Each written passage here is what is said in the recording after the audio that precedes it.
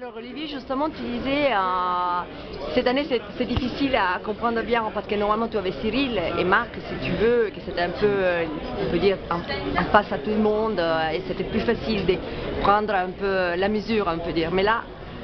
Non, c'est vrai que c'est un peu c'est différent, hein. Ça fait 10 ans, on n'était pas habitué à ça, on avait toujours un repère, on va dire, quelqu'un à aller chercher.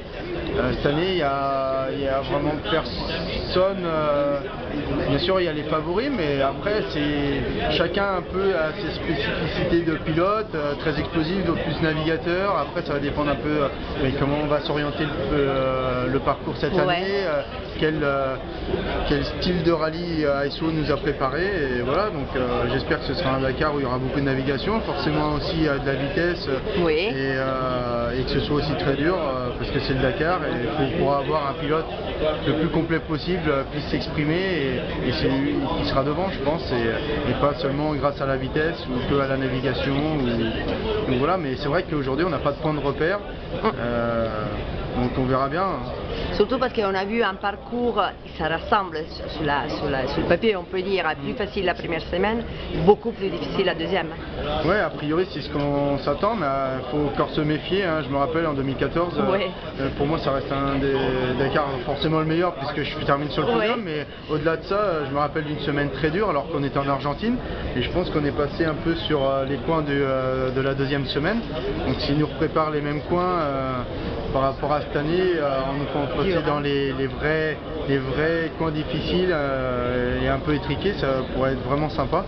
Et surtout sur cette deuxième semaine où déjà la première semaine il a fallu se donner puisque tout le monde va partir assez vite, compte tenu voilà, de vous, comme la place est libre de number one, tout le monde va partir le couteau entre les dents.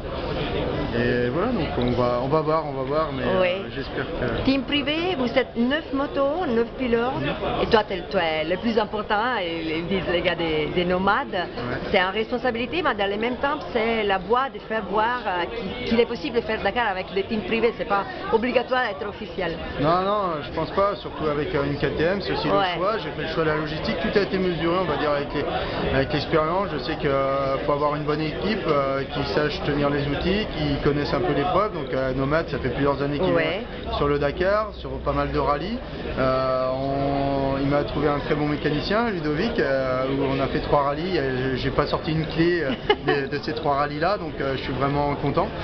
Et ensuite, voilà, avec la KTM, il y a rien à prouver. On sait que c'est une moto qui a été développée pour le rallye, elle est très facile d'accès. Maintenant, c'est à moi de reprendre mes habitudes sur cette nouvelle moto parce que ça change aussi. C'est une moto qui est faite pour la vitesse, très stable. Ensuite, dans la maniabilité, faut que j'oublie un peu ce que je connais depuis 10 ans. Et voilà, donc après, je m'entraîne tous les jours. J'ai investi dans une moto d'entraînement chez moi. Voilà, c'est un tout. Et après, le choix de rester privé, j'avais des discussions pour éventuellement être porteur d'eau mais pour faire mon 10e Dakar et revivre, enlever la frustration du dernier Dakar, je voulais être aussi assez libre ou au moins faire ma course et pas partir en disant voilà, je suis un peu tributaire de mon pilote.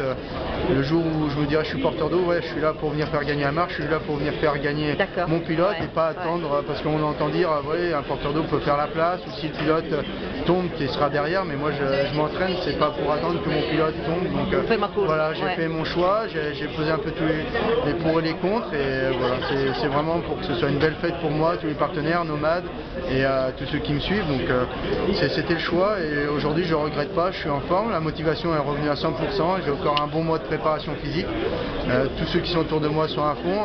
Après, voilà, comme tout privé et amateur aujourd'hui, le plus gros souci c'est le budget, c'est là que ça pêche, c'est vraiment le plus dur aujourd'hui.